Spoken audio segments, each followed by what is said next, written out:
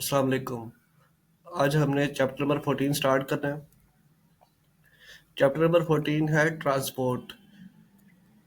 Transport का मतलब है कि जो मटेरियल्स बॉडी में बनते हैं या एब्जॉर्ब होते हैं, जैसे कि गैस एब्जॉर्ब हुई है लंग्स में, तो ट्रांसपोर्ट के ज़रिए वो ऑक्सीजन जो गैस एब्जॉर्ब हुई है लंग्स में वो पूरे जिस्म तक पहुंचानी है, बॉडी के हर हर सेल को पहुंचानी है।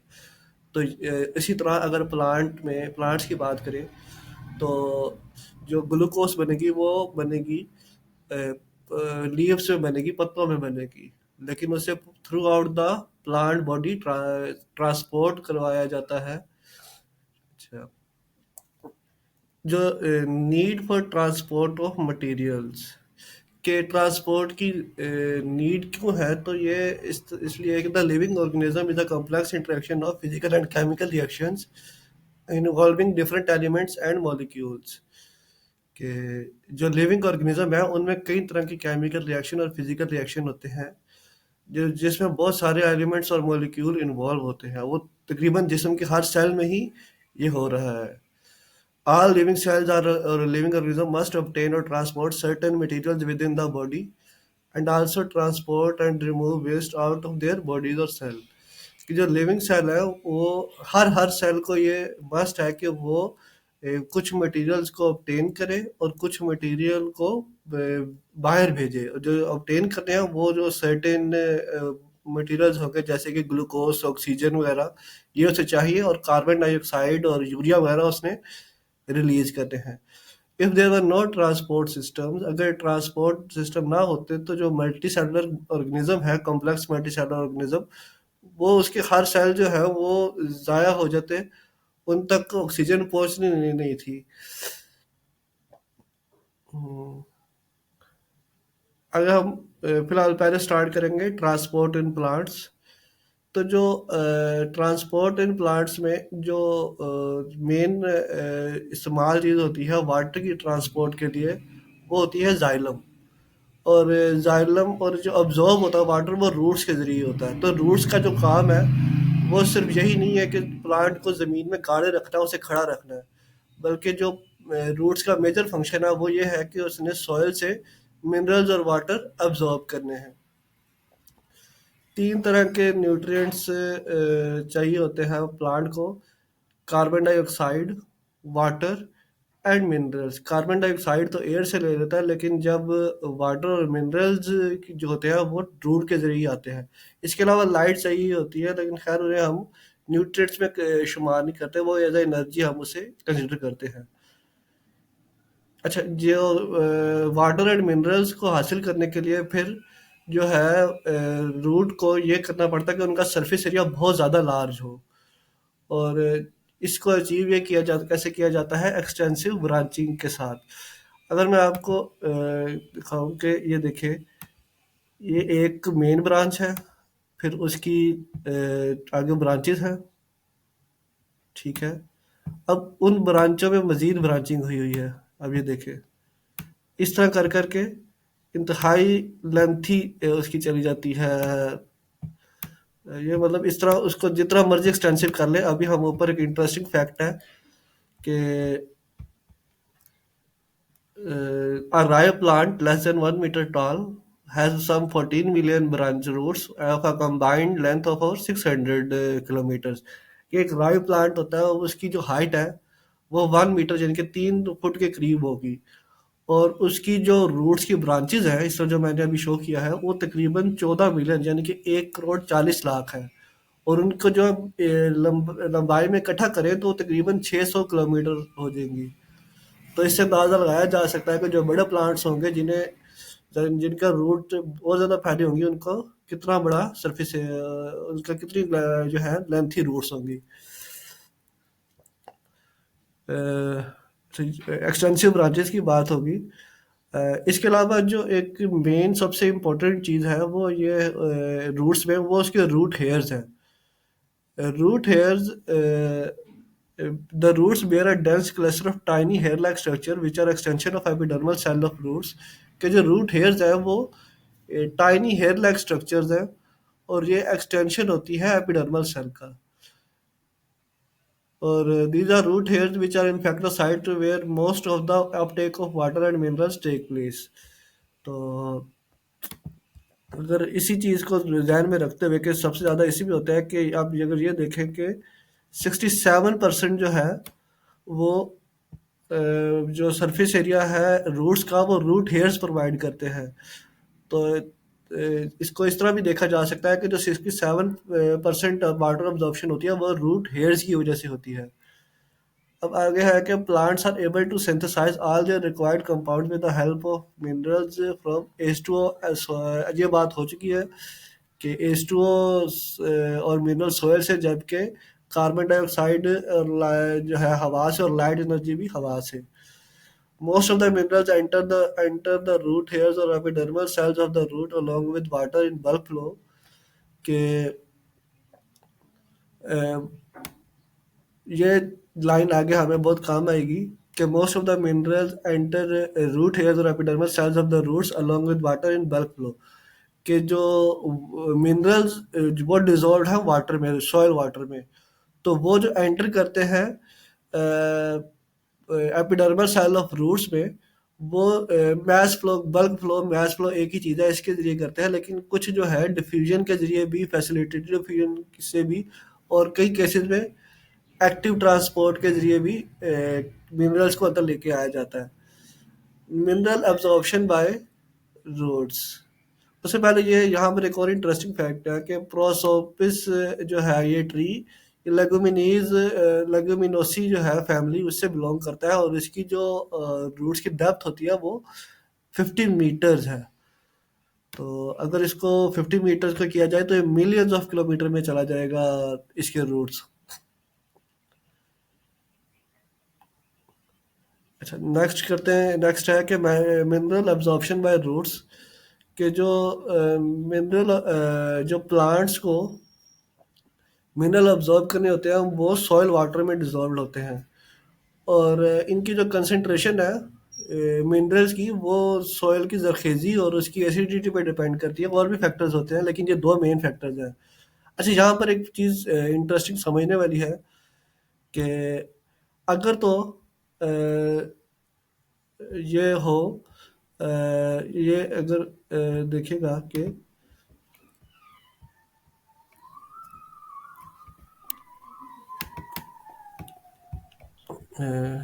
ये सॉइल पार्टिकल है, ठीक है, और ये है एपिडर्मल सेल। तो अगर तो कोई आयन यहाँ पर, जैसे सोडियम आयन लगा लेते हैं, यहाँ पर मौजूद होगा तो ही वो अब यहाँ जिनके क्रॉस कर सकता है। अगर वो इसके साथ ये वाला जो आयन है ये सॉइल में होने के बजाय अगर इस सॉइल पार्टिकल के साथ जुड़ा हुआ हो, एडजॉर्ब हुआ हो उस पर, तो फिर ये कभी भी एपिडर्मल सेल में नहीं जा पाएगा। तो अ, यह चीज़ यहाँ पर इस लाइन में अच्छी तरह यही बात लिखी हुई है कि अगर ये सॉल्यूशन में, यानी कि सॉइल के वाटर सॉल्यूशन में ना हुआ बल्कि सॉइल के साथ जुड़ा हुआ हुआ आयनिक बॉन्ड के जरिए, तो ये कभी भी एपिडर्मल सेल क्रॉस नहीं कर पाएगा। अब नेक्स्ट जो है वो ज़रा प्रोसेसेस की तरफ आते हैं कि किन प्रोसेसेस के जरिए जो वाटर एंड मिनरल अपटेक वो यूजुअली होती है। तो यहाँ पर थोड़ी सी बात हो चुकी है कि दो मेन है, passive Uptake and active Uptake. Passive Uptake पे जाहिर बात है कोई एनर्जी नहीं लगेगी, जबकि एक्टिव अपटेक में एनर्जी लगेगी।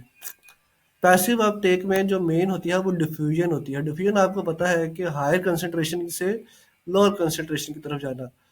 अब यहाँ पर जो बात लिखी हुई है प्लाज्मोडेस्माटा के जो कंसंट्रेट मूव क्या कहाँ से करते हैं, सॉइल से प्लाज्मोडेस्माटा। ये हम लोग आगे जब एपोप्लास्ट और सिम्प्लास्ट पाथवे पढ़ेंगे उसमें हम लोग ज़रा डिटेल से देखेंगे।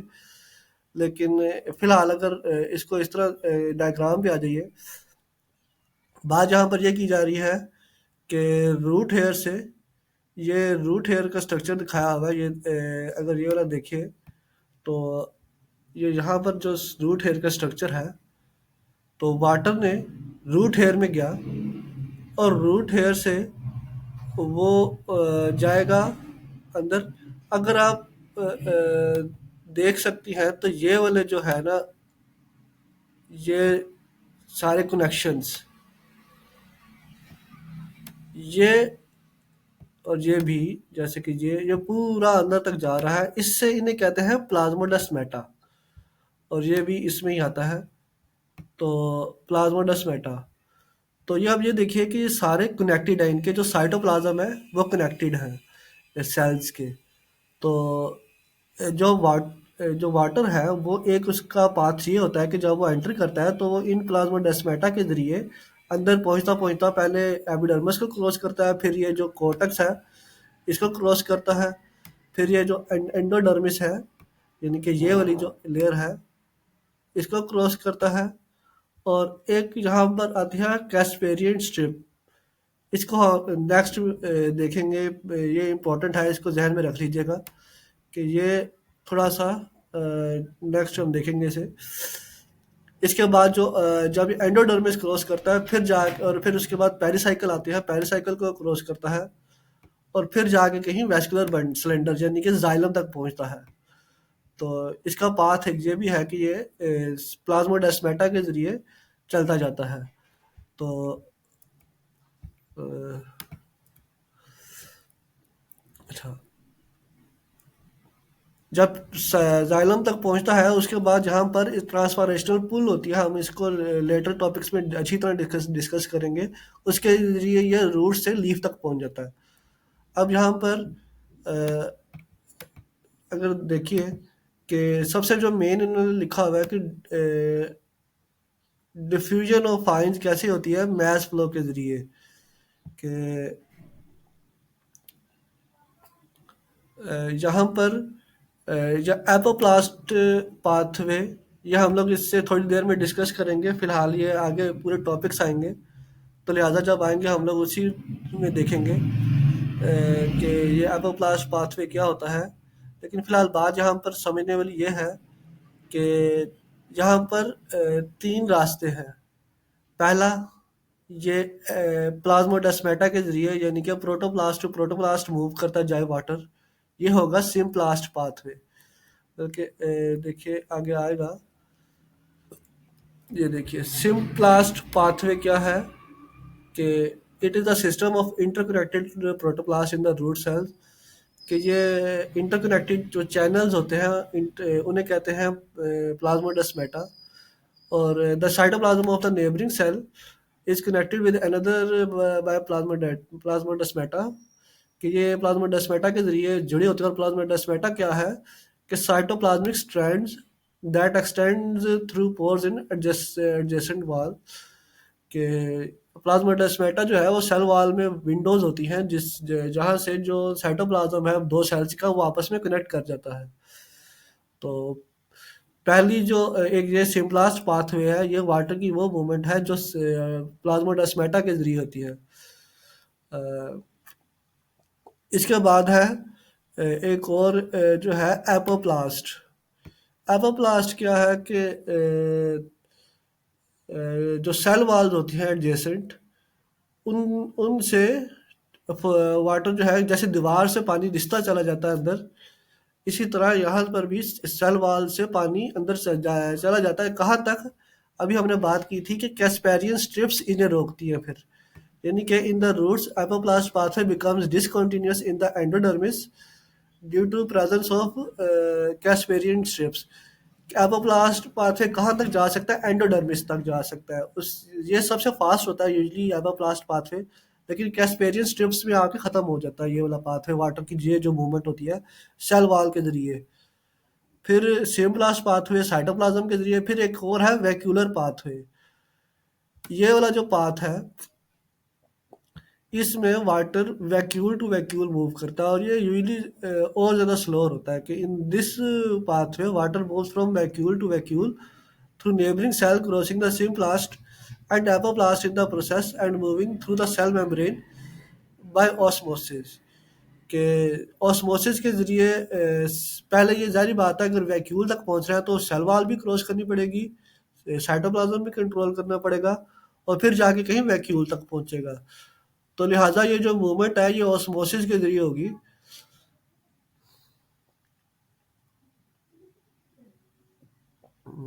अब थोड़ा-सा जो रह गया है ऊपर से कि अब आपको ये समझ आ जाना चाहिए कि बात यहाँ पर क्या हो रही है कि most of the ions are taken up by the roots by the process of active transport. Usually जो आयंस होते हैं वो एक्टिव ट्रांसपोर्ट के लिए जो सिलेक्टिव आयंस, देखिए इस प्लांट को अगर सोडियम ज़्यादा चाहिए तो वो सोडियम ही उठाने की कोशिश करेगा, ज़्यादा अब्जॉर्ब करने की कोशिश करेगा। और इसके लिए अगर सिलेक्टिव अब्जॉर्प्शन करनी है तो इसके लिए कौन सी चीज़ काम आएगी? Active transport. अच्छा। और इससे एक्टिव ट्रांसपोर्ट का आपको पता है कि ये लोअर टू हायर कंसंट्रेशन की तरफ ली की जाती है। और कुछ आयंस जो होते हैं वो दोनों तरीके से मूव करते हैं, एक्टिव ट्रांसपोर्ट और पैसिव ट्रांसपोर्ट दोनों से मूव करते हैं। अच्छा। सम nutrients are carried out from the soil to epidermal cell through the roots through their cell membrane by facilitated diffusion। Facilitated diffusion में आपको पता है कि कैरियर प्रोटीन या कैरियर मॉलिक्यूल्स होते हैं, ये वो वाले न्यूट्रिएंट्स होंगे जो डायरेक्ट क्रॉस नहीं कर सकते सेल मेम्ब्रेन को, तो लिहाजा इनके लिए क्या लगेगी? Facilitated diffusion. और फैसिलिटेटेड डिफ्यूजन अच्छी तरह पढ़ा हुआ है आपने कि ये क्या होती है कि इसमें जो कैरियर मॉलिक्यूल्स होते हैं सेल मेम्ब्रेन पे लगे होते हैं वो इन न्यूट्रिएंट्स को ट्रांसपोर्ट करते हैं। यूजली जो वो वाले न्यूट्रिएंट्स होते हैं जो खुद नहीं जा सकते, सेल मेम्ब्रेन को क्रॉस नहीं कर सकते, उसके लिपिड को क्रॉस नहीं कर सकते, तो लिहाजा इनमें वो प्रोटीन काम आती हैं जो इन्हें उठा के एक तरफ से दूसरी तरफ ले जाते हैं। Water uptake by roots. Normally, the movement of water molecules from a region of their higher concentration to a region of their lower concentration through a partially permeable membrane is called osmosis।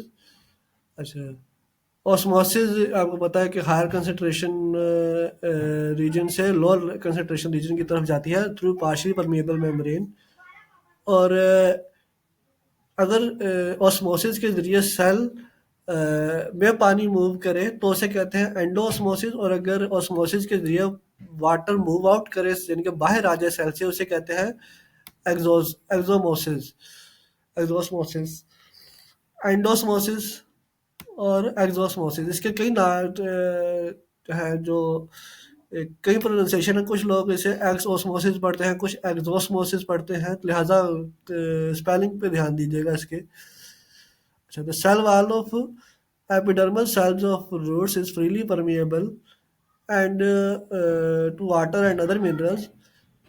The cell membrane, however, uh, is differentially or partially permeable to some substances in the solution।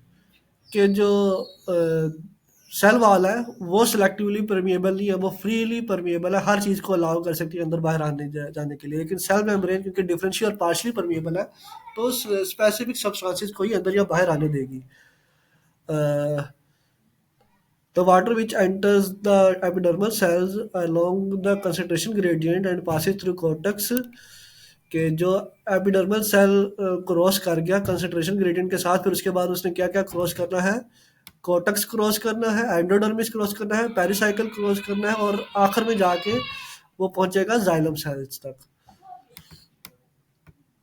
अब ये यहाँ पर एक जो नीचे हम पढ़ चुके हैं इसको ही हम दोबारा देखते हैं कि यहाँ पर अगर देखिए कि